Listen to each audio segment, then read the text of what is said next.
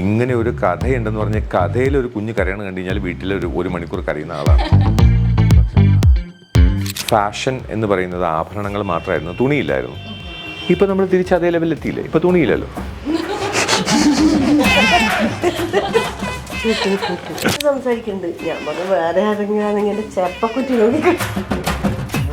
ഞാനൊരു കുഞ്ഞിനെ കൊല്ലുന്ന സീക്വൻസ് ഉണ്ട്, എനിക്കത് ചെയ്യാൻ പറ്റില്ല.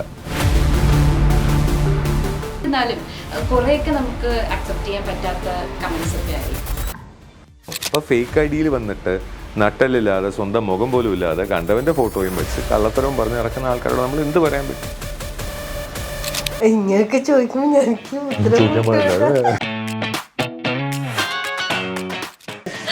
പുള്ളിക്കാരൻ ഭാവിയിൽ വലിയൊരു പൊളിറ്റീഷ്യൻ ആവും.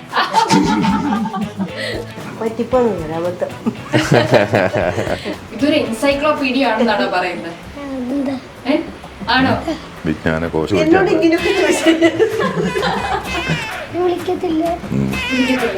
ഞാനേ പോയിരിക്കും.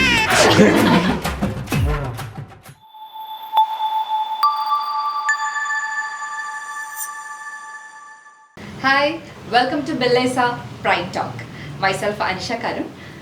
ഞാൻ ഇന്ന് പറയാൻ ഉദ്ദേശിക്കുന്നത്, ഗുരുവായൂർ അമ്പല നടയിൽ നമ്മൾ കൃഷ്ണനെ കണ്ടു തൊഴുമ്പോൾ കൃഷ്ണന്റെ മുഖത്തൊരു ദിവ്യപ്രഭ കാണാറുണ്ട് അല്ലേ? അതുപോലെ തന്നെ ഒരു കൃഷ്ണനും ഒരു ദിവ്യമാണ് ഇന്ന് നമ്മളോടൊപ്പം ഉള്ളത്. So let's invite advocate doctor Chris Venugopal and his wife actress Divya. Welcome. ഞാനത് പറയാനുണ്ടായ ഒരു കാര്യം എന്ന് പറയുന്നത്, ഗുരുവായൂർ അമ്പലനടയിൽ വെച്ചിട്ടായിരുന്നു നിങ്ങളുടെ മാരേജ് കഴിഞ്ഞത്. അത് മാത്രമല്ല, ഫസ്റ്റ് വിഷുവും ഇപ്പൊ കഴിഞ്ഞു അല്ലേ? എങ്ങനെയുണ്ടായിരുന്നു നിങ്ങളുടെ ആദ്യത്തെ വിഷു? എനിക്ക് ഷൂട്ടുണ്ടായിരുന്നു. എന്താണ്, നല്ല പ്ലാൻ ചെയ്തിട്ടായിരുന്നു വിഷുവിന് അങ്ങനെ ചെയ്യണം ഇങ്ങനെ ചെയ്യണം അമ്പലത്തിൽ പോകണം. പക്ഷെ എനിക്കെന്താണ് ഷൂട്ടുണ്ടായിരുന്നുണ്ട്, ഞാൻ പോയി. പക്ഷെ കണി കണ്ടു തലേ ദിവസം തന്നെ ഇവിടെ വന്നു. മക്കളും ഞാനും ആയിരുന്നു എല്ലാവരും കൂടിയിട്ട് നമ്മള്. കാരണം അച്ഛൻ്റെ അമ്മയുടെ കൂടെ വിഷുക്കണി കാണുക, അച്ഛൻ പറഞ്ഞു തന്നതുപോലെ വിഷുക്കണി വെക്കുക, അതെൻ്റെ മക്കൾക്ക് കാണിച്ചു കൊടുക്കുക, അതിനേക്കാളും വലിയ സന്തോഷം വേറെ ഉണ്ടാവില്ല. അങ്ങനെ വിഷു സ്പെഷ്യൽ ഈ വർഷം, മക്കളും വൈഫും അച്ഛനും അമ്മയും. അത് മാത്രമല്ല, പണ്ട് സോഷ്യൽ മീഡിയയിലായിരുന്നാലും അല്ലെങ്കിൽ നിങ്ങൾ രണ്ട് വ്യക്തികൾ എന്ന് പറയുമ്പോൾ, ഇപ്പോൾ ക്രിസ് വേണുഗോപാൽ എന്ന് പറയുന്നാലും ദിവ്യ എന്ന് പറഞ്ഞിരുന്നാലും പെട്ടെന്ന് ആൾക്കാർ ആരാണത് എന്ന് ചിന്തിക്കുന്ന ഒരു കൂട്ടത്തിലായിരുന്നു. പക്ഷേ നിങ്ങളുടെ മാരേജ് കഴിഞ്ഞതിന് ശേഷം സോഷ്യൽ മീഡിയയും നിങ്ങളെ ഏറ്റെടുത്തു. അതുപോലെ തന്നെ ഒരുപാട് പ്രേക്ഷകരുടെ ഹൃദയങ്ങളിലാണ് നിങ്ങളിപ്പോൾ ജീവിക്കുന്നത്. അതുപോലെ തന്നെ ആ ഒരു സ്വീകാര്യത കുറച്ച് കൂടി എന്ന് തോന്നിയിട്ടുണ്ടോ ലൈഫിൽ ഇപ്പോൾ നേരത്തെ ഉള്ളതിനേക്കാൾ? അല്ല, എന്തായാലും കൂടിയല്ലോ. ഇപ്പം അല്ല, എൻ്റെ പേര് പറഞ്ഞാൽ ആർക്കും അറിയില്ല. ഏട്ടൻ്റെ പേര് പറഞ്ഞാൽ കുറച്ച് പേർക്കെങ്കിലും ആ ടൈമിൽ അറിയായിരിക്കും. പിന്നെ ഒന്നാമത് പിന്നെ പത്തരമാറ്റ് ചെയ്യുന്ന ടൈമിലായതുകൊണ്ട് അറിയാം. എൻ്റെ തന്നെ കല്യാണം കഴിഞ്ഞതിന് ശേഷമാണ് ദിവ്യ ഇന്ന ആളാണ്, ഇന്ന സ്ഥലത്തുള്ളതാണ്, ഇങ്ങനെ കല്യാണം കഴിച്ചാണ്, ഇതാണ് ജീവിതാനുഭവം എന്ന് അറിഞ്ഞത്. അതുകൊണ്ടാണ് എൻ്റെ ഒരു ജീവിതാനുഭവം കുറച്ച് ഞാൻ പറഞ്ഞത് കൊണ്ടാണ് ഒരുപാട് ആൾക്കാരുടെ സ്നേഹം എനിക്ക് കിട്ടിയത്. ഇല്ലെങ്കിൽ കിട്ടാൻ ചാൻസ് ഇല്ല, ഒരിക്കലും ഇല്ല. അത് നമുക്കറിയാലോ, ഒരു കല്യാണം കഴിച്ച് രണ്ടാമത് കല്യാണം കഴിക്കുമ്പോൾ പറയുന്ന രീതികൾ വേറെയാണ്. ഒന്നാമത് ആർട്ടിസ്റ്റുകളാകുമ്പോൾ പല രീതിയിലുള്ള കാര്യങ്ങൾ ഇതാണ് പറയുന്നത്. അപ്പോൾ എന്താണ് കുറച്ച് കാര്യങ്ങളെങ്കിലും ജനങ്ങളിലേക്ക് എത്തിച്ച, ഞാനൊരു അഹങ്കാരിയല്ല. പലരും എന്നെ കാണുമ്പോൾ പറയും ഇത് അഹങ്കാരമാണ് അങ്ങനെ പറയും. പക്ഷെ ഒന്ന് നമ്മൾ കൂടുതൽ ഇടപെടുമ്പം അവർക്ക് മനസ്സിലാവും, അയ്യോ ഇത്രയേ ഉള്ളൂ അല്ലേ. ഞാൻ എന്താണെന്ന് ജനങ്ങൾക്കൊന്ന് കുറച്ച് പേർക്ക് അറിയിക്കണം എന്ന് വിചാരിച്ചുകൊണ്ടാണ് ഞാൻ കുറച്ച് കാര്യങ്ങൾ പറഞ്ഞത്. അതുകൊണ്ടായിരിക്കും ഈ സീരിയലുകളിലൊക്കെ നെഗറ്റീവ് ക്യാരക്ടർ കിട്ടുന്നത്. എന്തായിരിക്കും ക്രിസ് ചേട്ടൻ എങ്ങനെയാ തോന്നുന്നത്? നെഗറ്റീവ് ക്യാരക്ടർ കിട്ടാനുള്ള ഒരു ഫേസ് ആണോ? അങ്ങനെ നമുക്ക് പറയാൻ പറ്റില്ല. അങ്ങനെയാണെങ്കിൽ ദേവൻ നല്ല സുന്ദരനാണ്, ഹീറോ ക്യാരക്ടർ ചെയ്യേണ്ട ആളാണ്. പക്ഷേ ദേവൻ ചേട്ടൻ ചെയ്യുന്ന ക്യാരക്ടേഴ്സ് എല്ലാം നല്ല വില്ലനാണ്. രാജേഷ് അതീവമായിട്ടുള്ള ഒരു ഹീറോ മെറ്റീരിയൽ ആയിരുന്നു. പുള്ളിക്കാരൻ ചെയ്തിട്ടുള്ള മുഴുവനും നെഗറ്റീവ് ക്യാരക്ടേഴ്സാണ്. സുരേഷ് ചേട്ടൻ നെഗറ്റീവായിട്ടാണ് വന്നത്, സുരേഷ് ഗോപി നെഗറ്റീവായിട്ടാണ് വന്നത്. പക്ഷേ ആ വില്ലൻ ക്യാരക്ടേഴ്സിനും ഹീറോയ്ക്കും പറ്റിയ മെറ്റീരിയൽ. അപ്പോൾ അങ്ങനെ ഫേസ് ഇല്ല എന്ന് വേണമെങ്കിൽ പറയാം. ഇപ്പോൾ കോമഡി ചെയ്യുന്ന പല ആൾക്കാരും, ഇപ്പോൾ ഇന്നസെൻ്റ് ആയിട്ടുള്ള പോലത്തെ ആൾക്കാർ ചെയ്തിട്ടുള്ള ക്യാരക്ടേഴ്സ് കോമഡി ആണോ എന്ന് ചോദിച്ചു കഴിഞ്ഞാൽ നാരായൺ സിനിമയിലെ മെയിൻ വില്ലനാണ്. അമ്പിളിച്ചേട്ടൻ വില്ലൻ ചെയ്തിട്ടുണ്ട്, നല്ല ക്യാരക്ടർ ചെയ്തിട്ടുണ്ട്. അപ്പം അങ്ങനെ ഫേസും ക്യാരക്ടറും തമ്മിൽ ബന്ധമില്ല. ഒരു ആക്ടറിന് എത്രത്തോളം ഫ്ലെക്സിബിലിറ്റി ഉണ്ട്, എങ്ങനെ ബെൻഡ് ചെയ്യാൻ പറ്റും, ഒരു ക്യാരക്ടറിന് എങ്ങനെ ചെയ്യാൻ പറ്റും. അമേരിക്കയിൽ ഏതോ ഒരു ഗ്രാമത്തിൽ ഇങ്ങനെ ഒരു കഥയുണ്ടെന്ന് പറഞ്ഞ് കഥയിൽ ഒരു കുഞ്ഞ് കരയണം കണ്ടു കഴിഞ്ഞാൽ വീട്ടിൽ ഒരു മണിക്കൂർ കരയുന്ന ആളാണ്. പക്ഷെ ആ കുഞ്ഞ് സീരിയലിൽ കരയോ അല്ലെങ്കിൽ തല്ലുകയോ ബഹളം വയ്ക്കുകയോ എല്ലാം ചെയ്യുന്നതെല്ലാം ചെയ്തിട്ട് തിരിച്ച് വീട്ടിൽ വന്നിട്ട് ഇങ്ങനെ ഇരിക്കും. അപ്പോൾ സംഭവം മനസ്സിലാവും നമ്മൾ അങ്ങനെ ഒരു അപ്പോൾ അത് ഒരു ആക്ടറിൻ്റെ ഒരു അവസ്ഥയാണ്. ഇപ്പോൾ എന്ന് പറഞ്ഞ സിനിമ ചെയ്യുന്ന സമയത്ത് ഞാനൊരു കുഞ്ഞിനെ കൊല്ലുന്ന സീക്വൻസ് ഉണ്ട്, എനിക്കത് ചെയ്യാൻ പറ്റില്ല. But as an actor you have to do it.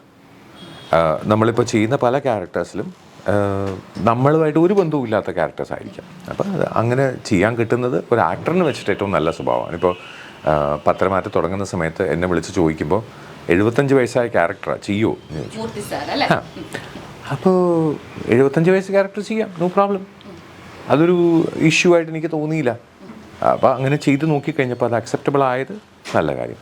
പണ്ട് വില്ലനായിട്ടുണ്ടായിരുന്നപ്പോൾ ആൾക്കാർക്ക് സംസാരിക്കാൻ പറ്റാത്തത് മുത്തശ്ശനായപ്പം കുറച്ചുകൂടെ സംസാരിച്ചത്. ഇപ്പോൾ കഴിഞ്ഞ ദിവസം റെയിൽവേ സ്റ്റേഷനിൽ പോയപ്പം ഞങ്ങൾ രണ്ടുപേരും ഇഷ്ടപ്പെടുന്ന ഒരാൾ ട്രെയിനിൽ ചാടി യാ മോനെ എന്നൊക്കെ പറഞ്ഞ് ചാടി വന്നൊക്കെ സംസാരിക്കണം. അത് സ്വീകാര്യത തന്നെയാണ്, ഞങ്ങൾക്ക് ഒത്തിരി ഇഷ്ടമാണ്. കാരണം ഞങ്ങളെ കാസർഗോഡ് നിന്നൊരു ഒരു ഫാമിലി ഫുള്ള് ഞങ്ങളുടെ കൂടെ ഫോട്ടോ എടുക്കാൻ ട്രെയിനിൽ നിന്ന് പുറത്തേക്ക് ഇറങ്ങുക, ഇവരിങ്ങനെ ചാടി വീണു. മനസ്സ് തട്ടിയിട്ടുള്ള സ്നേഹമാണ്. യോ കൃഷ്ണടാ, യോ ദിവ്യേ, അവരത് ശരിക്കും മനസ്സറിഞ്ഞ അത് അഭിനയമല്ല, അഭിനയമൊന്നുമല്ല. അവർക്ക് വരേണ്ട ആവശ്യമില്ലല്ലോ, അവിടുന്ന് ഹായ് ആക്കിയാൽ പോരെ. പക്ഷെ അതല്ല, നമ്മള് എവിടെ പോയാലും ഇപ്പം അപ്പം സ്വീകാര്യത കൂടി. പിന്നെ രണ്ടാമത്തെ പോർഷൻ ആസ് എൻ ആക്ട്രസ്, ഞാൻ പല ഇൻ്റർവ്യൂസിലും പറഞ്ഞിട്ടുണ്ട്, as an actress I respect Har.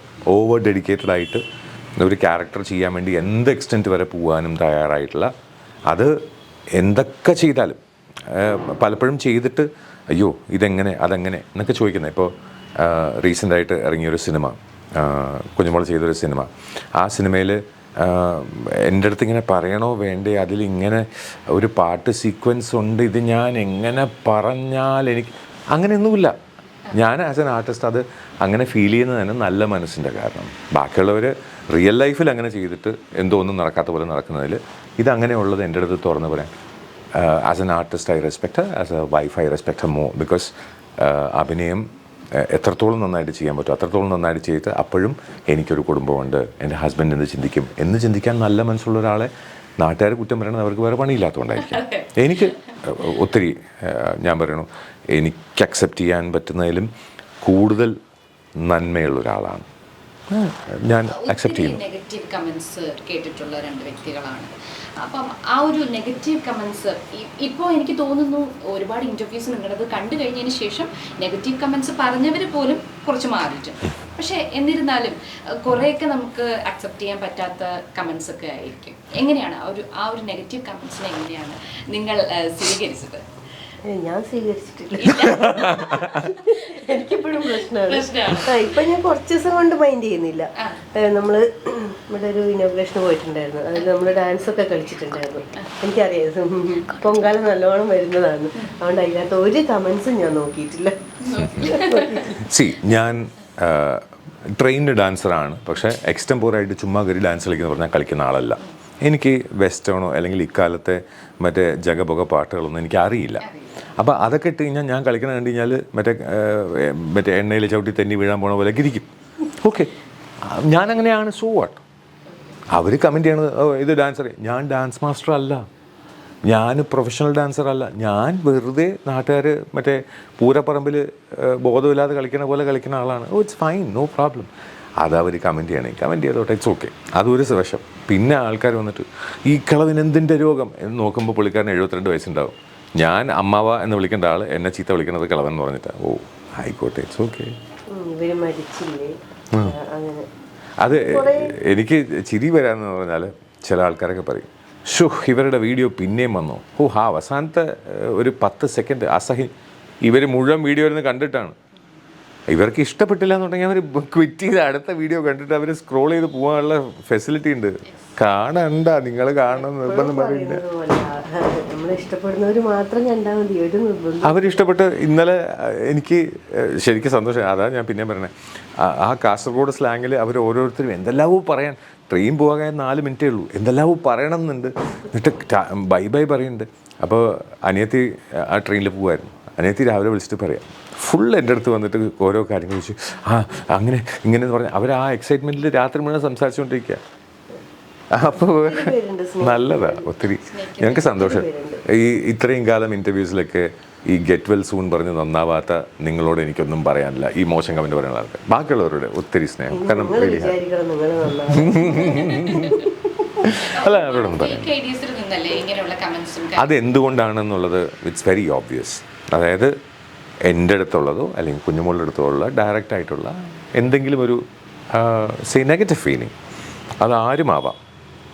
കുഞ്ഞുമോളുടെ coworkers ആവാം, അല്ലെങ്കിൽ മേ ബി ദേഷ്യമുള്ള ആൾക്കാരാവാം, അസൂയുള്ള ആൾക്കാരാവാം, അല്ലെങ്കിൽ കുഞ്ഞുമോളെ ഒത്തിരി ഇഷ്ടപ്പെട്ടിട്ട് കല്യാണം കഴിച്ചല്ലോ എനിക്ക് കിട്ടിയില്ലല്ലോ എന്ന് കിട്ടാത്ത മുന്തിരി വിളിക്കും പറയുന്ന ആൾക്കാരാവാം. ആയിക്കൂടെ? അപ്പം അതുണ്ടാവും. അപ്പോൾ ഫേക്ക് ഐ ഡിയിൽ വന്നിട്ട് നട്ടലില്ലാതെ സ്വന്തം മുഖം പോലും ഇല്ലാതെ കണ്ടവൻ്റെ ഫോട്ടോയും വെച്ച് കള്ളത്തരവും പറഞ്ഞ് നടക്കുന്ന ആൾക്കാരോട് നമ്മൾ എന്ത് പറയാൻ പറ്റും? പോട്ടെ, സാരമില്ല, നന്നായിക്കും. അഡ്വക്കേറ്റ് എന്ന രീതിയിൽ അതിൽ വേറെ രീതിയിലൊന്നും പ്രതികരിക്കുന്നില്ല. ഉണ്ട്. കാരണം ഇതിൻ്റെ ലീഗൽ ഇഷ്യൂസ് 2 പ്രാവശ്യം കേസ് കൊടുക്കാൻ ആ ഒരു വേർജിൽ ചെന്നിട്ട് എന്താ പറ്റണമെന്ന് പറഞ്ഞാൽ 10-20 ആൾക്കാർ ചെയ്ത ഒരേ തെറ്റിന് ഒരാളെ ക്രൂശിക്കാനും പറ്റില്ല. അപ്പോൾ ഒന്ന് ജുഡീഷ്യസ് ആയിട്ട് അതിനൊന്ന് ഫിൽട്ടർ ചെയ്ത് അതിൽ ഏറ്റവും സ്പെസിഫിക് ആയിട്ട് ആർക്കെതിരെയാണ് കേസ് കൊടുക്കുന്നത്. കാരണം അത് എന്തായാലും അത് വന്നേ പറ്റൂ. വന്നില്ല എന്നുണ്ടെങ്കിൽ അതൊരു തെറ്റായി പോകും. ബിക്കോസ് ഈ ചെയ്യുന്ന തെറ്റ് അത് ബാക്കിയുള്ളവർക്കും കൂടെ മനസ്സിലാവണം ചെയ്യുന്നത് തെറ്റാണെന്നുള്ളത്. പിന്നെ ഇപ്പോഴത്തെ ഈ വർക്കും ബാക്കിയുള്ള എല്ലാ കാര്യങ്ങളും കൂടെ ചേർന്ന് വരുമ്പോൾ I have much more important things to do എന്നുള്ളൊരു, അപ്പോൾ അത് കാരണം കുറച്ചൊന്ന് ഡിലേഡ് ആയിട്ടുണ്ട്. ലീഗലായിട്ട് ആക്ഷൻ എന്തായാലും എടുക്കും. ഇപ്പോൾ മോൻ കൂടെയുണ്ട്. അത് മാത്രമല്ല ഈ ഒരു ഇപ്പോഴല്ല എപ്പോഴും കൂടെ അരമണിക്കൂർ എങ്ങാനും ഞങ്ങൾ മാറി നിന്ന് കഴിഞ്ഞാൽ നിലവിളിച്ച് ബഹളം വെക്കുന്ന ആളാണ്.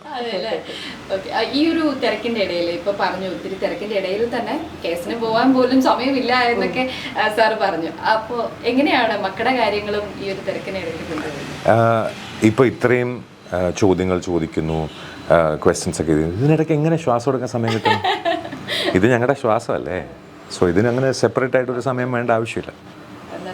നല്ലൊരു ഒത്തിരി ഇങ്ങനെ സംസാരിക്കുന്ന കൂട്ടത്തിലാവുമ്പോഴേ ഈ ഒരു അഡ്വക്കേറ്റ് ആണ്, അത് മാത്രമല്ല ഹിപ്നോ തെറാപ്പിസ്റ്റ് ആണ്, ഒരു സൈക്കോളജിസ്റ്റ് ആണ്, എല്ലാമാണ്. വാട്ട് എവർ അല്ലേ, എന്താ പറയാനില്ല, വോയിസ് ആർട്ടിസ്റ്റ് എല്ലാമാണ്, റേഡിയോ ജോക്കിയാണ്, എന്താണോ ഇതുള്ളത് എല്ലാത്തിലും ഉണ്ടാണ്.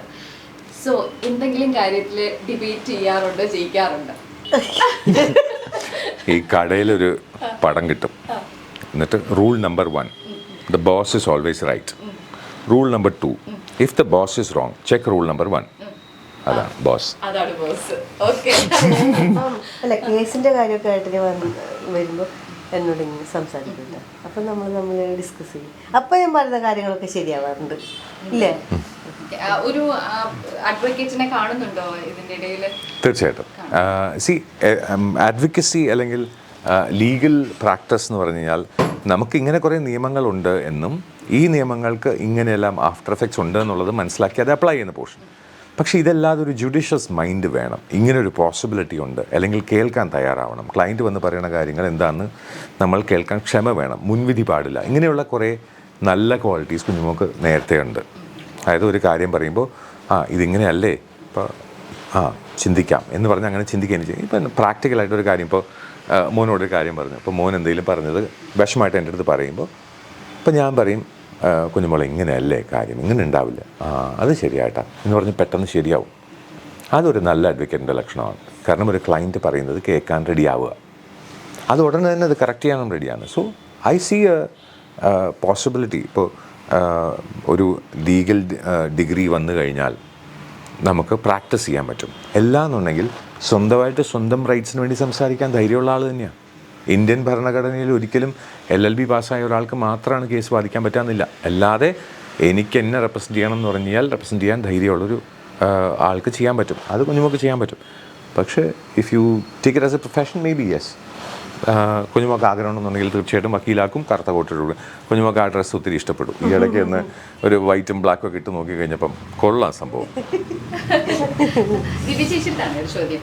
ഇപ്പോൾ ക്രിസ് സാറിനെ കുറിച്ചാണ് ഞാൻ ചോദിക്കുന്നത്. അതായത് ഇപ്പോൾ ഒരു സൈക്കോളജിസ്റ്റാണ്, അതോടൊപ്പം തന്നെ മോട്ടിവേഷണൽ സ്പീക്കറുമാണ്. സ്വന്തമായിട്ട് പ്രശ്നങ്ങൾ വരുമ്പോൾ എങ്ങനെയാണ് സാർ അതിനെ തരണം ചെയ്യുന്നത്? അപ്പം ഞാൻ പേഷ്യൻ്റ് അല്ലേ അല്ലേ? എനിക്ക് അങ്ങനെയല്ല ഏട്ടനെ ഞാൻ ചോദിക്കുന്നതല്ല.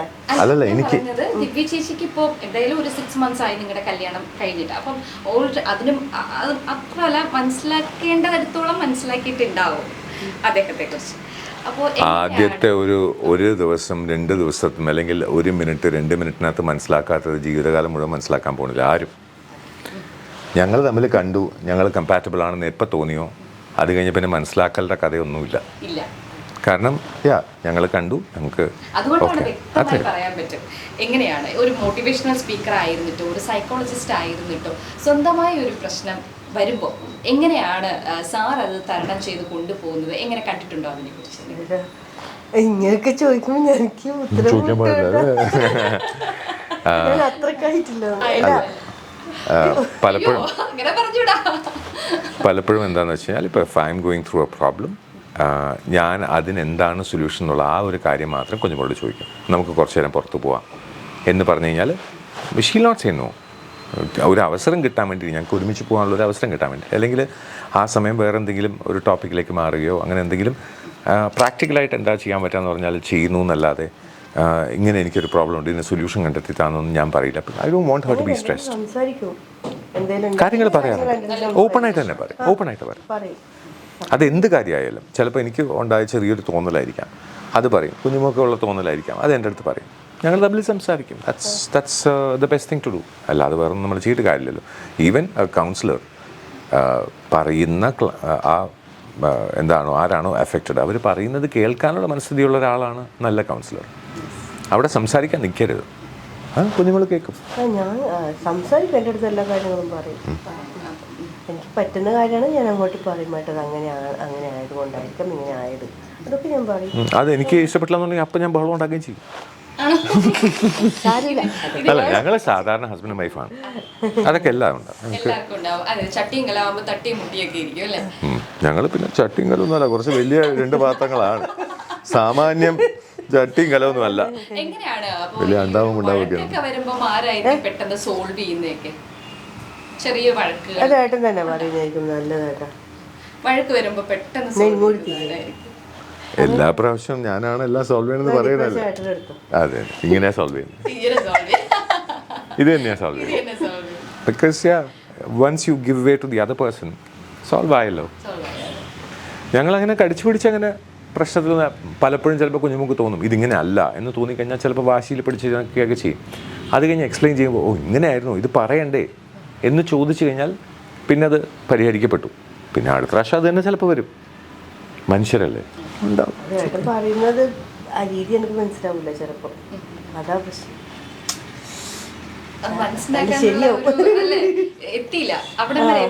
മനസ്സിലാക്കി വരുന്നേ ഉള്ളൂ, ഇനി എത്ര മനസ്സിലാക്കാനുണ്ട് ഇല്ലേ?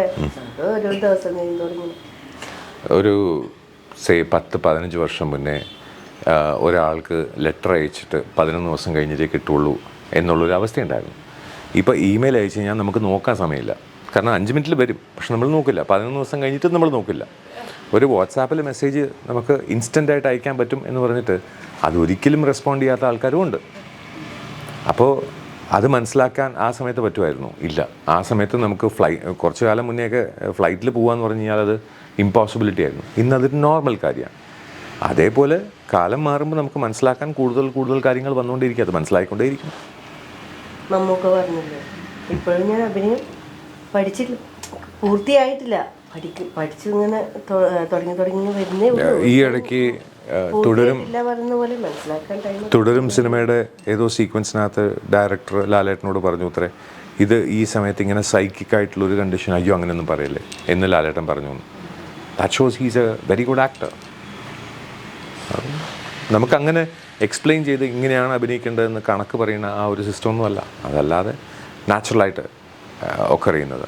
അതേപോലെ ലൈഫിലെ പ്രശ്നങ്ങൾ ഇന്നലെ ഉണ്ടായ പ്രശ്നങ്ങളല്ല നാളെ ഉണ്ടാവാൻ പോകുന്നത്. അത് ആ സമയത്ത് മറ്റേ വെള്ളം പൊങ്ങുന്ന സ്ഥലത്ത് പോയിട്ട് മുണ്ട് നോക്കിയാൽ പോലെ, അതാണ്. അത് അവിടെ വെച്ച് ഫേസ് ചെയ്യാം അല്ലേ. മഴ പെയ്യുമ്പോൾ കുട പിടിക്കാം. ഇപ്പോൾ ഉള്ള പ്രോജക്ട്സ് ഏതൊക്കെയാണ് ചെയ്തിട്ടുള്ളത്? സിനിമയും ആയിരുന്നാലും സീരിയൽ ഇപ്പോൾ പത്തരമാറ്റ് കഴിഞ്ഞു, പുതിയ സീരിയൽ കഴിഞ്ഞില്ല, നടന്നുകൊണ്ടിരിക്കുന്നു. പുതിയ സീരിയൽ എന്തെങ്കിലും കമ്മിറ്റ് ചെയ്തിട്ടുണ്ടോ? ഇല്ല.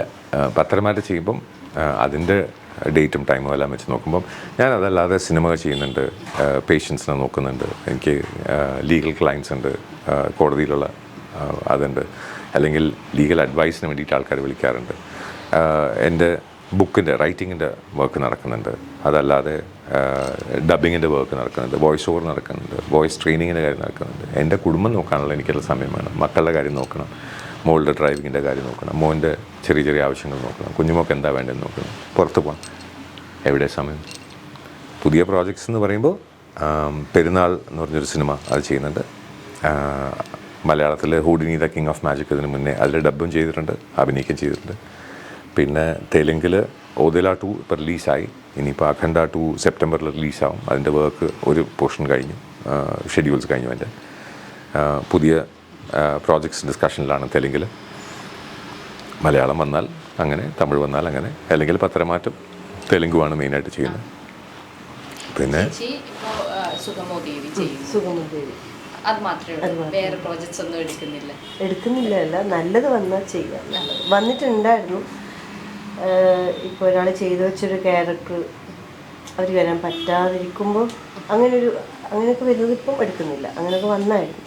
അതിപ്പം സുഗമദേവി അങ്ങനെ തന്നെയാണ് എടുത്തത്. മുന്നേ വേറൊരാളായിരുന്നു അത് ചെയ്തത്. പിന്നെയാണ് ഞാൻ അതിനകത്ത് ആതിര നല്ലൊരു സീരിയലായിട്ട് തുടങ്ങിയതാണ്. അത് തുളസിദാസ് സാറും രാജസേന സാറൊക്കെ ഉണ്ടായിരുന്നു. അത് നിർത്തേണ്ടി വന്നു. അപ്പോൾ അങ്ങനെ എല്ലാം എന്നുണ്ടെങ്കിൽ that was a good work. കാരണം ഗോകുമാർ സാറ്, രാജസേന സാറ് എല്ലാവരും ഉണ്ടായിരുന്നു. നല്ലൊരു വർക്കായിരുന്നു. Somehow it didn't happen. കുറച്ച് മടിയുള്ള കൂട്ടത്തിലാണ് കുഞ്ഞുമോളോ? ഒരിക്കലും പറയാൻ പാടില്ല. ബിക്കോസ് രാവിലെ 6 മണിക്ക് പോകണം എന്നുണ്ടെങ്കിൽ മക്കളുടെ ആഹാരം, എൻ്റെ ആവശ്യം, എൻ്റെ കാര്യങ്ങൾ, സ്വന്തം കാര്യം, പെട്ടിയെടുത്ത് വെക്കുന്ന എല്ലാത്തിനും വേണ്ടി 4 മണിക്ക് എണീക്കുന്നത് രാത്രി 12 മണിക്ക് ഷൂട്ട് കഴിഞ്ഞ് വന്നിട്ടാണ്. മടിയുള്ള ഒരാളാണെങ്കിൽ ആക്ടർ ആവില്ല. പിന്നെ മടി കാണിക്കണം എന്ന ആഗ്രഹം തോന്നിയിട്ട് എൻ്റെ അടുത്ത് പലതും പറയാറുണ്ട്. അറിയാതെ ഉറങ്ങിപ്പോവാറുണ്ട്. പാവല്ലേ? ഓക്കെ. പിന്നെ ചില സമയത്ത് ഞാൻ പറയും, കുഞ്ഞുമോളെ 7:30 എന്നെ വിളിക്കണം. അപ്പം ഇങ്ങനെ ജോലി ചെയ്ത് ഇങ്ങനെ തൂത്ത് വൃത്തിയാക്കി മറ്റേ തുണി എടുത്തിട്ട് അതിങ്ങനെ ചെയ്ത് ഒരു 8 മണിയാകുമ്പോൾ ഞാൻ വിളിച്ചിട്ട് ഞാൻ 7:30 എണീറ്റു കേട്ടോ, അയ്യോ സോറി എന്ന് പറഞ്ഞിട്ട് പിന്നെ 1/2 മണിക്കൂർ അവിടെ കളയും. അതിൻ്റെ ആവശ്യമില്ല. അല്ല, എനിക്ക് മറന്നു. എന്നോട് കാര്യപ്പെട്ട് എൻ്റെ ഇടയിലുണ്ടായിരുന്നു. കാര്യമായിട്ട് എന്നോട് പറഞ്ഞു, നിങ്ങളെ ഈ സമയത്ത് തന്നെ വിളിക്കണേ. വിളിക്കാം. അത് കഴിഞ്ഞ് കുറേ കഴിയുമ്പോൾ ആയിട്ട് വിളിച്ചിട്ട് അപ്പോഴാണ് എനിക്ക് ഓർമ്മ വന്നത്, അയ്യോ വിളിക്കാൻ വേണ്ടില്ല. അത് മടിയല്ല, കൂളായിട്ട് എൻ്റെ അടുത്ത് സംസാരിക്കുന്നുണ്ട്. ഞാൻ പറഞ്ഞു വേറെ ആരെങ്കിലും എൻ്റെ ചെപ്പക്കുറ്റി നോക്കി കെട്ടിട്ട്. അല്ല, എന്തിനാ ഒരാളെല്ലാം ചെയ്യുന്നില്ലേ, പിന്നെ എന്തിനാ പരീക്ഷപ്പെടണേ? എല്ലാരും ഇപ്പൊ ഒരാൾക്ക് ചെയ്യാൻ പറ്റുന്ന കാര്യമാണ് അതല്ലേ. പക്ഷെ നീ കാര്യങ്ങൾ ചെയ്യല്ലേ. പിന്നെ ആ അലമാരിക്ക് വായുണ്ടെങ്കിൽ കാര്യം 2 ദിവസത്തിലൊരിക്കൽ എല്ലാത്തിനും എടുത്ത് പുറത്തിടും, പിന്നെ എല്ലാത്തിനും തിരിച്ചു വയ്ക്കും. അങ്ങനെയുള്ള അത് മടിയൊന്നുള്ള ആൾക്ക് ചെയ്യാൻ പറ്റില്ല. പിന്നെ മാക്സിമം എല്ലാം നന്നായിട്ട് ചെയ്യണം എന്ന് ആഗ്രഹിക്കുന്ന ആ ഒരു മെൻറ്റാലിറ്റി ഉണ്ട്. അതിന് എന്നെക്കൊണ്ട് എന്താ ചെയ്യാൻ പറ്റുമോ എന്നാണ് ഞാനിപ്പോഴും നോക്കാറ്. ഇപ്പോൾ പുസ്തകങ്ങൾ ഒരുപാട് എഴുതിയിട്ടുണ്ടല്ലോ, 95ഓളം പുസ്തകങ്ങൾ. അത് 4 ഭാഷയിലായിട്ട്. അപ്പം ഈ ഒരു പുസ്തകങ്ങളിൽ തന്നെ അകത്തുള്ള റൈറ്റിങ്സ് ആയിരുന്നാലും പുറമേയുള്ള റൈറ്റിങ്സ് ആയിരുന്നാലും അതിൻ്റെ പിക്ചേഴ്സ് ആയിരുന്നാലും എല്ലാം കുറച്ച് ആൾക്കാർക്ക് ചിന്താഗതി ഉണർത്തുന്ന കുറേ കാര്യങ്ങളാണ് സാറിൻ്റെ പുസ്തകങ്ങളെല്ലാം തന്നെ. അപ്പോൾ അങ്ങനെ ആ ഒരു ചിന്തിച്ച് എഴുതാനായിട്ട് സാറിന് എങ്ങനെയാണ്, അത് എവിടെ നിന്നാണ്? ഒരുപാട് പുസ്തകങ്ങൾ വായിച്ചിട്ടുള്ള അറിവിലൂടെയാണോ കിട്ടിയത്, അതോ യാത്രകളിലൂടെയാണോ, എങ്ങനെയാണോ? റൈറ്റിംഗ് വരുന്നത് പല രീതിയിലാവാം. അനുഭവങ്ങളാവാം, യാത്രകളാവാം, ബന്ധങ്ങളാവാം, അല്ലെങ്കിൽ നമ്മൾ പഠിച്ച കാര്യങ്ങളാവാം, അല്ലെങ്കിൽ വായിച്ച കാര്യങ്ങളാവാം. അങ്ങനെ പല രീതിയിൽ നമുക്ക് സോഴ്സ് ഓഫ് റൈറ്റിംഗ് പല രീതിയിലാണ്. നമുക്കൊരു ജനറൽ ഒരു തോട്ട് വരുന്നത് ഇതൊന്നും ആയിരിക്കില്ല. ഞാൻ എഴുതുന്നതിനേക്കാളും എത്രയോ ഭംഗിയായിട്ട് കുഞ്ഞുമോൾ എഴുതുന്നുണ്ട്. പബ്ലിഷ്ഡ് ആയിട്ടില്ല എന്ന് മാത്രമേ ഉള്ളൂ, അത് ചെയ്യുന്നുണ്ട്. അപ്പോൾ അത് അനുഭവങ്ങളിൽ നിന്ന് എഴുതിയതാണ്. ആ അനുഭവങ്ങളിൽ നിന്ന് എഴുതുമ്പം അത് അത്ര സ്റ്റാർക്കായിട്ട് പിന്നെ വെറുതെ കുത്തിക്കുറിക്കുന്നതൊക്കെ ഇതിപ്പം സീരിയസ് ആയിട്ട് എഴുതാൻ പറഞ്ഞതുകൊണ്ട് എഴുതിയത്. ബിക്കോസ് അത് അത്രയും സത്യസന്ധമായിട്ടുള്ള വാക്കുകൾ, നമ്മളെ നെഞ്ചിൽ തറയ്ക്കുന്ന വാക്കുകൾ. എൻ്റെത് പ്രോബബ്ലി ചിന്തിപ്പിക്കാൻ വേണ്ടിയിട്ടോ അല്ലെങ്കിൽ കുട്ടികൾക്ക് വേണ്ടിയിട്ടോ. ഇപ്പോൾ ഇക്കാലത്ത് നമ്മൾ നോക്കി കഴിഞ്ഞാൽ കുട്ടികൾ കാണുന്ന വീഡിയോസ് മുഴുവൻ വയലൻസ് മാത്രമേ ഉള്ളൂ. അപ്പോൾ വെർച്യൂ ബേസ്ഡ് സ്റ്റോറീസ് എന്തുകൊണ്ട് കുട്ടികൾക്കില്ല, എന്തുകൊണ്ട് ഞാൻ എഴുതിക്കൂടാ എന്ന് എഴുതിയ കഥകളുണ്ട്.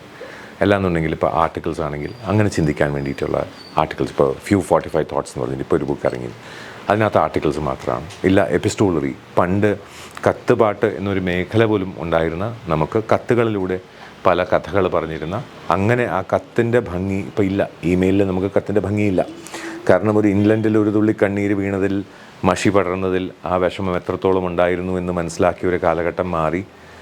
അല്ലെങ്കിൽ ഒരു എയറോഗ്രാം അതിൽ എഴുതിയിട്ട്, അല്ലെങ്കിൽ ഇംഗ്ലണ്ടിൻ്റെ സൈഡിൽ മടക്കിൽ അവസാനത്തെ 2-3 വരി എഴുതി തീർക്കാൻ വേണ്ടിയിട്ട് എഴുതി, അത് വേറൊരാളുടെ കത്തിങ്ങനെ തുറന്ന് സൈഡിൽ കൂടെ അതിനെ വായിക്കാനുള്ള അങ്ങനത്തെ കഥകളൊക്കെ ഉണ്ടായിരുന്ന ഒരു കാലഘട്ടം ഉണ്ടായിരുന്നു. അപ്പോൾ അത് അങ്ങനെ ഉണ്ടായിരുന്നു എന്ന് പറയുന്നത് ഒരു എഴുത്തുകാരന് മാത്രം എക്സ്പ്രസ് ചെയ്യാൻ പറ്റുന്ന ഒന്നാണ്. അപ്പം അങ്ങനെ ആൾക്കാർക്ക് മിസ്സാവാൻ പാടില്ലാത്ത ചില കാര്യങ്ങൾ അത് എഴുതിയെന്നേ ഉള്ളൂ. അത് പല ഭാഷകളിലായിട്ട് എഴുതുന്നതിൽ ഇപ്പോൾ മലയാളത്തിൽ കവിതകളാവാം, അല്ലെങ്കിൽ ഹിന്ദിയിൽ കവിതകളാവാം, അല്ലെങ്കിൽ ഇംഗ്ലീഷിൽ novella, short story, haiku, articles, octets, epistolary, അങ്ങനെ എന്തുമാവാം.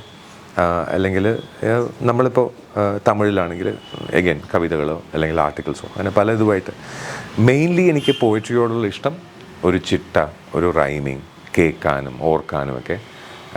ഇപ്പോൾ ഏറ്റവും അമേസിങ് ആയിട്ടുള്ളത് AD 2 ജീവിച്ചിരുന്ന തിരുവള്ളുവർ എഴുതിയ തിരുക്കുറലിലെ ആദ്യത്തെ വരി എടുത്താൽ തന്നെ അകര മുതൽ എഴുത്തെല്ലാം ആദി ഭഗവാൻ മുതற்றേ ഉലക. തമിഴ് ഇത്ര ഭംഗിയായിട്ട് എഴുതാൻ പറ്റും.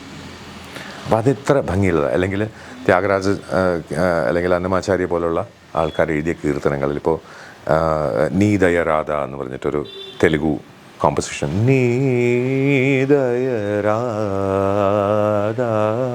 അപ്പോൾ ഇതിനെ നമുക്ക് നിന്ദയവില്ലയോ അങ്ങനെ ലിറിക്സ് ആക്കിക്കൂടെ, മലയാളമാക്കിക്കൂടെ. അപ്പോൾ ആൾക്കാർ കൂടുതൽ മനസ്സിലാവും, അക്സെപ്റ്റൻസ് ഉണ്ടാവും.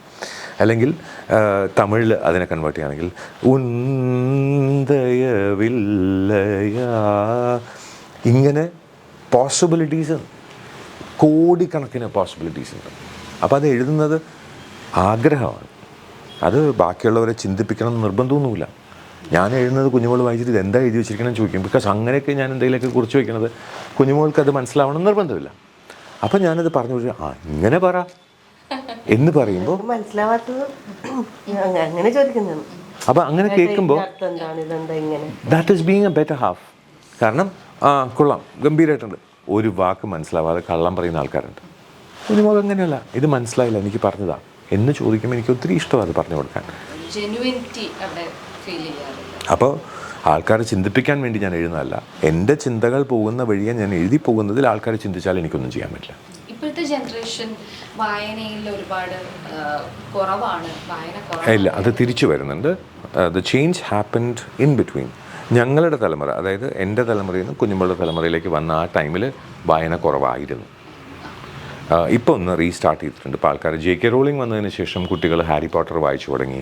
അത് കഴിഞ്ഞിട്ട് പിന്നെ ആൾക്കാർ പലതും ബുക്സിലേക്ക് തിരിഞ്ഞു തുടങ്ങി. അപ്പോൾ റീഡിങ് വിൽ കം ബാക്ക്. അത് എപ്പോഴും ഒരു സൈക്കിളാണ്. തുടങ്ങിയപ്പം ഈ ഫാഷൻ എന്ന് പറയുന്നത് ആഭരണങ്ങൾ മാത്രമായിരുന്നു, തുണിയില്ലായിരുന്നു. ഇപ്പോൾ നമ്മൾ തിരിച്ച് അതേ ലെവലിലെത്തിയില്ലേ? ഇപ്പോൾ തുണിയില്ലല്ലോ.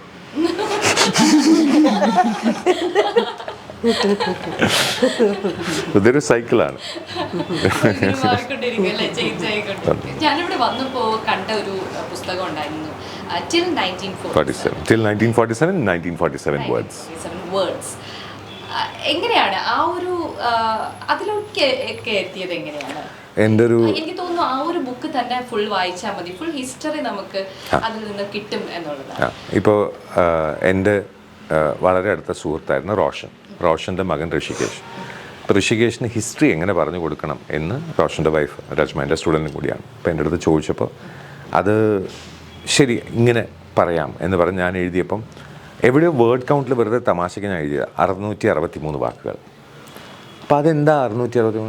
അതിനെന്തെങ്കിലും പ്രാധാന്യമുണ്ടോ എന്ന് ചോദിച്ചപ്പോൾ, എൻ്റെ വേറൊരു ഫ്രണ്ട് ചോദിച്ചപ്പോൾ എന്നാൽ പിന്നെ എന്തുകൊണ്ട് അങ്ങനെ ചിന്തിച്ചുകൂടാ എന്ന് പറഞ്ഞാൽ 1947 വേർഡ്സ് ആക്കി ബാക്കിയുള്ള ഡീറ്റെയിലിംഗ് ഏതാണോ മിസ് ചെയ്തത്. ഇപ്പോൾ അതിനകത്ത് സൈമൺ കമ്മീഷൻ ആവട്ടെ, റോളറ്റ് ആക്ട് ആവട്ടെ, അല്ലെങ്കിൽ ഇൻട്രീം ഗവൺമെൻറ് ഫോർമേഷൻ ആവട്ടെ, 1912 ടൈം ചേഞ്ചിൻ്റെ കാര്യമാവട്ടെ, ഡൽഹിയിൽ നിന്ന് കാൽക്കട്ടയിൽ നിന്ന് ഡൽഹിയിലേക്ക് ക്യാപിറ്റൽ മാറ്റിയതാവട്ടെ, ബ്രിട്ടീഷുകാരുടെ ഓരോ ഇപ്പോൾ ലാൽ ബാൽ പാലിൻ്റെ കാര്യങ്ങളാവട്ടെ, അല്ലെങ്കിൽ ബാൽഗംഗാധർ തിലകിൻ്റെ സ്പെഷ്യാലിറ്റി, അല്ലെങ്കിൽ ഇപ്പോൾ നമ്മുടെ ഭഗത് സിംഗിൻ്റെ സുഖ്ദേവ് രാജ്ഗുരുവിൻ്റെ കാര്യങ്ങളാവട്ടെ, ഇതെല്ലാം 4 വരി കവിതകളാക്കി ഇങ്ങനെ എഴുതി 1947 വാക്കുകളിൽ ആ ബുക്ക് ഫിനിഷ് ചെയ്യുന്നത് ഒരാൾക്ക് ഹിസ്റ്ററി മനസ്സിലാക്കാൻ 15 മിനിറ്റ് മതി.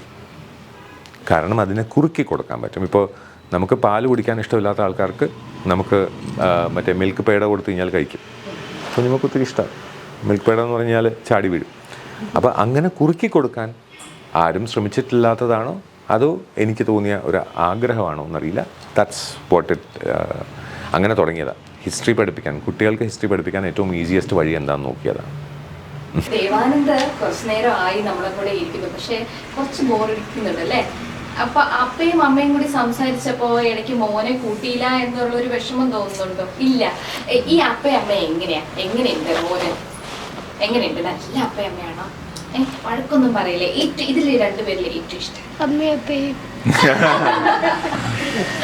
പുള്ളിക്കാരൻ ഭാവിയിൽ വലിയൊരു പൊളിറ്റീഷ്യൻ ആവും. എന്തെങ്കിലുമൊക്കെ കുസൃതി കാണിച്ചാൽ ആരാ ഫസ്റ്റ് വഴക്ക് പറയും? ഞാൻ തന്നെ, സത്യം. ആണ്.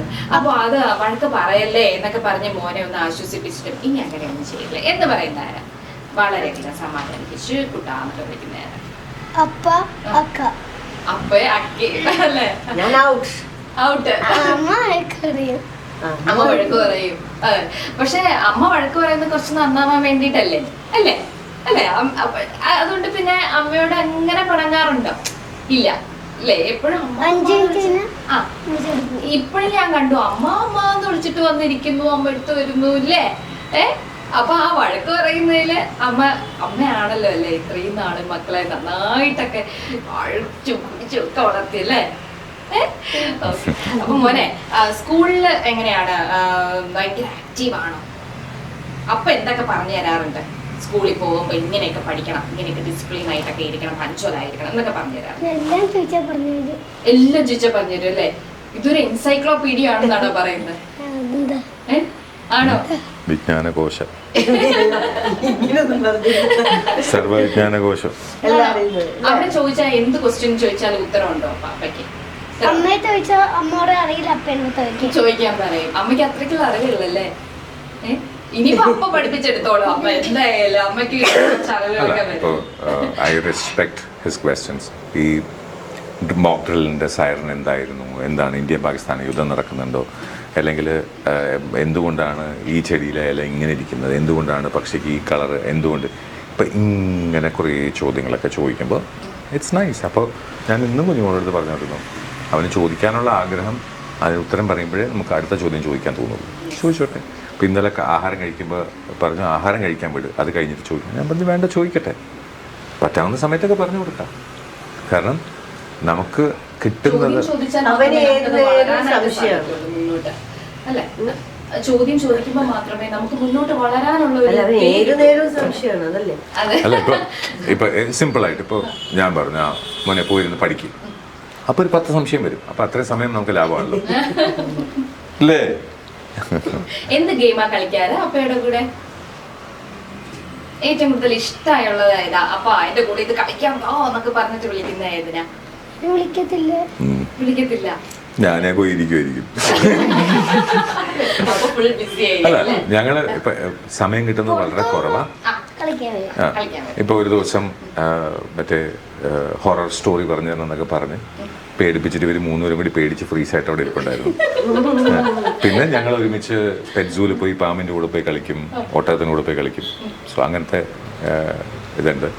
ഇവർ ജങ്ക കളിക്കുമ്പോൾ കൂടെ പോയിരുന്നു ജങ്ക കളിക്കും. പിന്നെ ആലറ ചില്ലറ എനിക്കറിയാവുന്ന കുറച്ച് മാജിക്കൊക്കെ കാണിച്ചു കൊടുക്കും. അതെങ്ങനെയാണെന്ന് ചോദിക്കും. എപ്പോഴും കയ്യിലൊരു റബ്ബർ ബാൻഡ് ഉണ്ടാവും, അതുകൊണ്ട് എക്സും വൈയും ABC ഒക്കെ വരച്ച് കാണിച്ചു തന്നുകൊണ്ടിരിക്കും. അങ്ങനെ ഞങ്ങൾ രണ്ടുപേരും അങ്ങോട്ടും ഇങ്ങോട്ടും കൂടുതൽ കണ്ടു പഠിക്കുക, കേട്ട് പഠിക്കുക.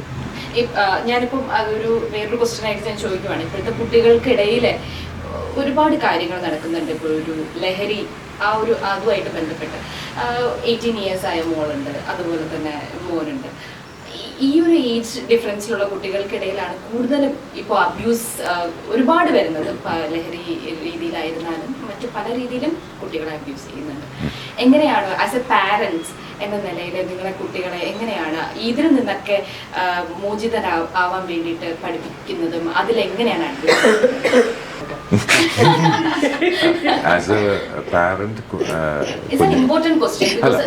പാരന്റ്സിന് ഇപ്പോഴും അറിയില്ല. എന്റെ ഉള്ളിലേക്ക് ആദ്യമൊക്കെ ആയിട്ട് പറഞ്ഞത് അത് ഞാൻ ചോദിച്ചോണ്ടേക്കാം. കുഞ്ഞുമോള് ആസ് എ പാരന്റ് കുറേ ടെൻഷൻ അടിക്കും, കുറേ കരയും, എനിക്കിനി ജീവിക്കണ്ടെന്ന് പറയും. അപ്പം അങ്ങനെയൊക്കെ ടെൻഷൻ അടിക്കുന്ന, കാരണം മക്കളെന്ന് പറഞ്ഞു കഴിഞ്ഞാൽ സ്വന്തം ജീവനേക്കാളും എത്രയോ കൂടുതൽ ഇഷ്ടപ്പെടുന്ന ഒരാളാണ്. അപ്പോൾ ചെറിയൊരു കാര്യം ഉണ്ടെങ്കിൽ അത്രയും ടെൻഷൻ അടിക്കുന്ന ഒരാളാണ്.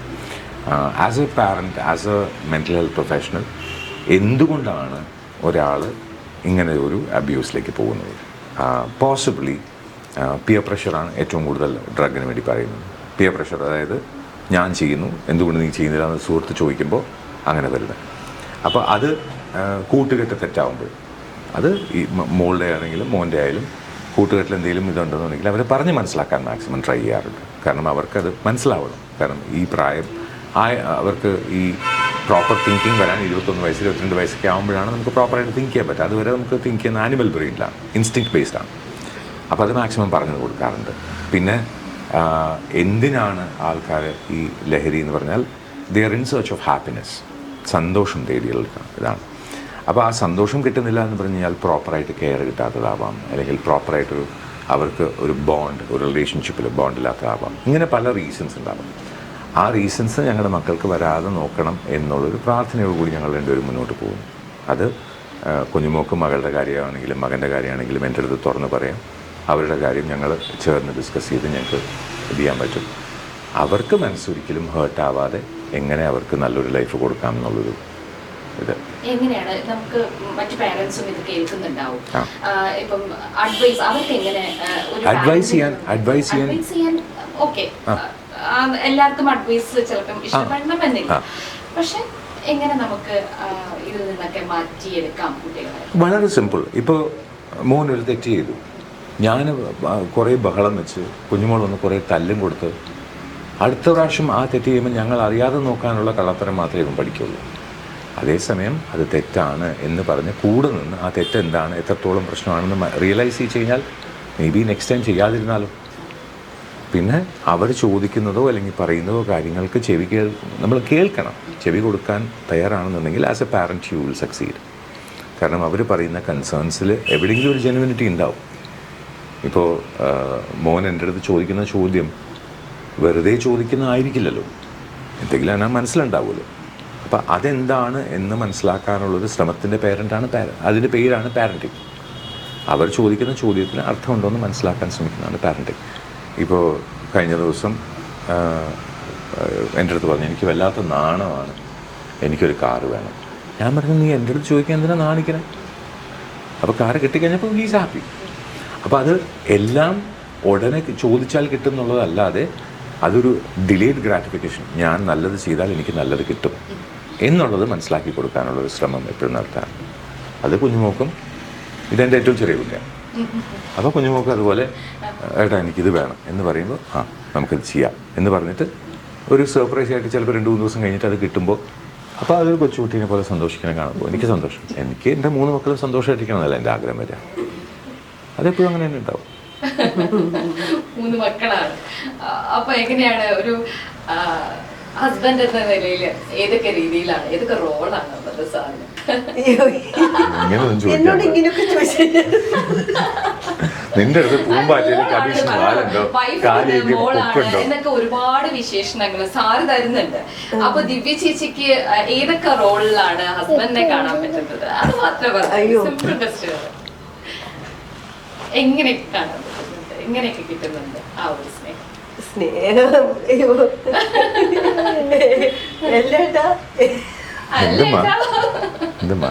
ഇങ്ങനെ ചോദിച്ചാ ഇങ്ങനെ പറയുന്നു. അല്ല, അപ്പൊ മോന് നാണം വന്ന എവിടെ നിന്നാണ് മനസ്സിലായില്ലേ? അല്ല, ഞാൻ എല്ലാം മനസ്സിനകത്തുണ്ട്, ഇങ്ങനെ വരുന്നില്ല അത് പറഞ്ഞു. എന്താ. സി ഇപ്പോൾ ഒരു ഫാമിലി മെമ്പർ എന്നുള്ള രീതിയിൽ ഞാനുള്ളത് എന്നെക്കാൾ ഫ്രീഡം എൻ്റെ അച്ഛൻ്റെ അടുത്തും അമ്മയുടെ അടുത്തും കുഞ്ഞുമോക്കുണ്ട്. So she feels at home. എൻ്റെ സിസ്റ്റേഴ്സിനോട് സംസാരിക്കുമ്പോൾ ഷീ ഫീൽസ് അറ്റ് യാ, ഒരു പെണ്ണിനോട് സംസാരിക്കണം എന്നുണ്ടെങ്കിൽ യെസ്, അനിയത്തിയുണ്ട്, ചേച്ചിയുണ്ട്, അവരോട് സംസാരിക്കണം. എന്തെങ്കിലും ഒരു ആവശ്യമുണ്ടെന്നുണ്ടെങ്കിൽ ഞാനില്ല എന്നുണ്ടെങ്കിൽ അവരുടെ അടുത്തും അപ്രോച്ച് ചെയ്യാം എന്നുള്ളത്, അത് ഞാനുള്ളത് കൊണ്ടാണ് എന്നുള്ളത് ദാറ്റ്സ് എൻ ഇൻഡയറക്റ്റ് സ്റ്റേറ്റ്മെൻറ്റ്. കുഞ്ഞുമോളുടെ വീട്ടിൽ ഇപ്പോൾ ഏട്ടനോ അമ്മയ്ക്കോ എന്തെങ്കിലും ആവശ്യമുണ്ടെന്നുണ്ടെങ്കിൽ അത് ഞങ്ങൾ ഡിസ്കസ് ചെയ്യുമ്പോൾ എന്നെ ഇൻക്ലൂഡ് ചെയ്ത എനിക്ക് ആ സ്ഥാനം കിട്ടണം, ഭർത്താവ് എന്നുള്ള സ്ഥാനം കിട്ടണം. അവരിപ്പോൾ കുഞ്ഞുമോളുടെ ചേട്ടനിപ്പോൾ ട്രാവൽ ചെയ്തു. അപ്പോൾ ട്രാവൽ ചെയ്ത സമയത്ത് ഞങ്ങൾ വിളിച്ച് പറഞ്ഞിട്ട് പോകുന്നത് ഞാനൊരു റെസ്പോൺസിബിൾ ഹസ്ബൻഡ് എന്നുള്ള രീതിയിലാണ്. മക്കൾ അപ്പനെ വിളിക്കണം, നീ മര്യാദയ്ക്ക് ഇരുന്നില്ല എന്നുണ്ടെങ്കിൽ ഇപ്പം അപ്പയെ വിളിക്കുന്നു പറഞ്ഞിട്ട് മറ്റേ ഭൂതത്തിനെ കാണിക്കുന്ന പോലെ പേടിപ്പിക്കാനുള്ള അങ്ങനെ ഒരു ടെററും കൂടിയാണ്. അപ്പം അങ്ങനെ പല റൂൾസ് ഉണ്ട്. എല്ലാ റൂൾസിലും നന്നായിട്ട് എനിക്ക് നിൽക്കാൻ പറ്റും എന്നുള്ളൊരു ആഗ്രഹം. അതേപോലെ ഓക്കെ, ഇതൊന്നും എനിക്കിങ്ങനെ പറയാൻ അറിയാത്തത് കൊണ്ടാണ്. ഇത് ഇത്രയും വിശദീകരിക്കാൻ എന്നെ കൊണ്ട് പറ്റൂല. ഇത് മനസ്സിലാക്കുന്നുണ്ട്, അതിങ്ങനെ എങ്ങനെ പറയും എന്ന് എനിക്കറിയില്ല.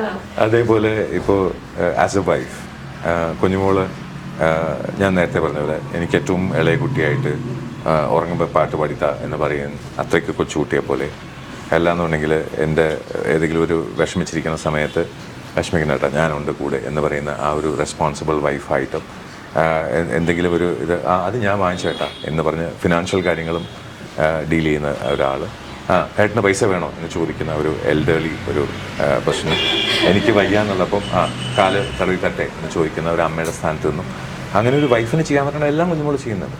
അപ്പോൾ എങ്ങനെ ഞാനൊരു നല്ല ഹസ്ബൻഡ് ആവാതിരിക്കാൻ ഒരു ചാൻസ് ഇല്ല. ബിക്കോസ് അവിടെ ചെയ്യുന്നതിൻ്റെ റിഫ്ലക്ഷൻ കുഞ്ഞുമോൾ എനിക്ക് എന്ത് ചെയ്യുന്നു അതിൻ്റെ തിരിച്ചുള്ള റിഫ്ലക്ഷനാണ് എന്നെ കൊണ്ട് ഞാൻ പറ്റുന്ന രീതിയിൽ. ഒരുപാട് തരണം ചെയ്ത് വന്ന ആൾക്കാരാണ് രണ്ടുപേരുടെയും ലൈഫിൽ. രണ്ടോ, ഞങ്ങൾ 4 പേരും. ഞാൻ ഉദ്ദേശിച്ചത് നേരത്തെ കുഞ്ഞുങ്ങളാവുന്നതിന് മുമ്പുള്ള കാര്യങ്ങളാണ് ഞാൻ പറഞ്ഞത്. അപ്പം രണ്ടുപേർക്കും നല്ല അനുഭവങ്ങളായിരുന്നില്ല ലൈഫിൽ ഉണ്ടായിരുന്നിട്ടുള്ളത്.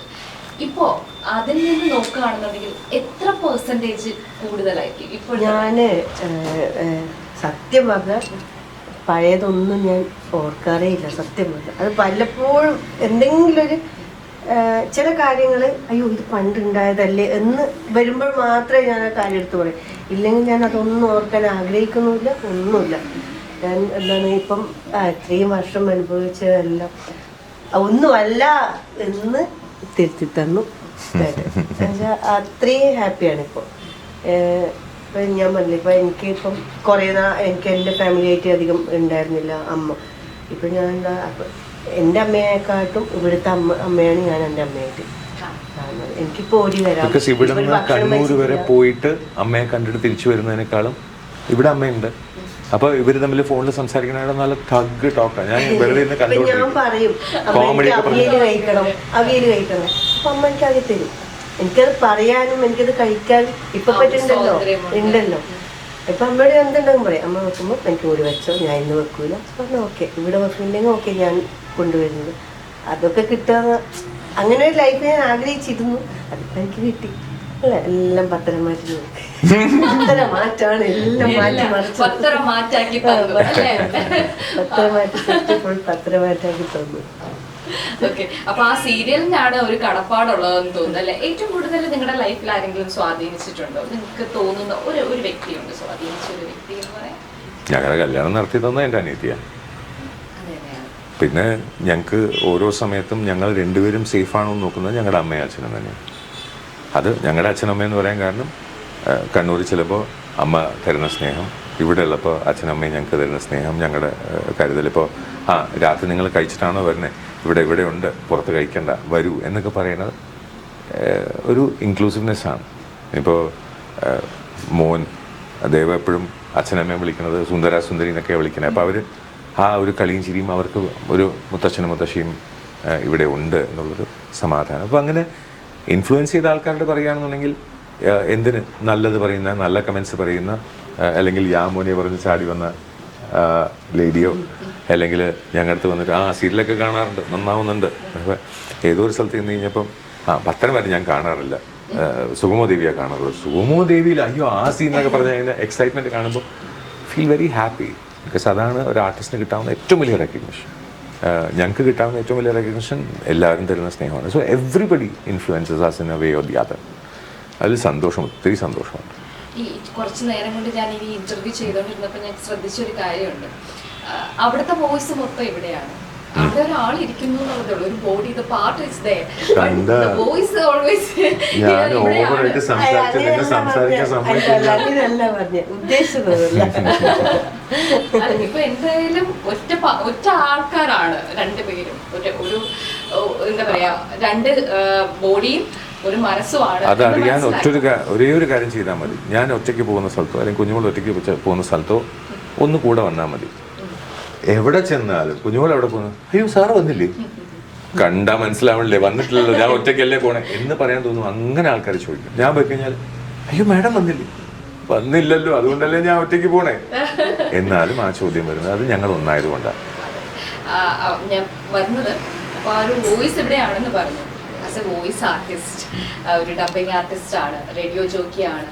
എങ്ങനെയാണ് ഈ വോയിസ് ഇത്രയും മനോഹരമാക്കി കൊണ്ട് നടക്കുന്നത്? മനസ്സെന്നുള്ള കാര്യങ്ങൾ പറയാൻ, തുറന്ന് പറയാൻ, സത്യം പറയാൻ, തെറ്റ് ചെയ്തിട്ടുണ്ടെങ്കിൽ തെറ്റാണെന്നും ശരി ചെയ്യുകയാണെങ്കിൽ ശരിയാണ് എന്ന് പറയാൻ, അത് ഇമോഷൻസ് കറക്റ്റ് ചെയ്തോളൂ.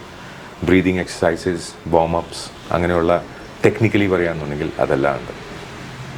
പിന്നെ നല്ലത് പറയുമ്പോൾ ശബ്ദം നന്നായിട്ട് തോന്നും. അത് ആര് പറഞ്ഞാലും. ലോകത്തിലെ ഏറ്റവും നല്ല താരാട്ട് അമ്മമാർ പാടുന്ന താരാട്ട് തന്നെയാണ്. അവിടെ ഏറ്റവും നല്ല പാട്ട് എഴുതാൻ ചോദിച്ചാൽ എസ് ജാനകിയോ അല്ലെങ്കിൽ മാധുരി അമ്മയോ ജാനകിയമ്മയോ ചിത്ര ചേച്ചിയോ അങ്ങനെ ആരുടെ പേര് നമ്മൾ പറയില്ല. ഏറ്റവും നമുക്ക് സന്തോഷം തോന്നുന്നത് അമ്മ പാടി നമ്മൾ ഉറക്കിയ പാട്ടാണ്. അല്ലെങ്കിൽ പാടാനേ അറിയാത്ത അച്ഛൻ പാടി ഉറക്കുന്ന പാട്ടായിരിക്കും. അതിനൊരു മാധുര്യമുണ്ട്. അതുകൊണ്ട് ശബ്ദത്തിൻ്റെ മാധുര്യം മനസ്സെന്നാണ് വരിക. അത് എത്രത്തോളം നമുക്ക് നല്ലത് പറയാൻ പറ്റും അത്രത്തോളം നല്ലത് പറയാന്നുള്ളത് മാത്രം. Probably I believe truth is the beauty in voice.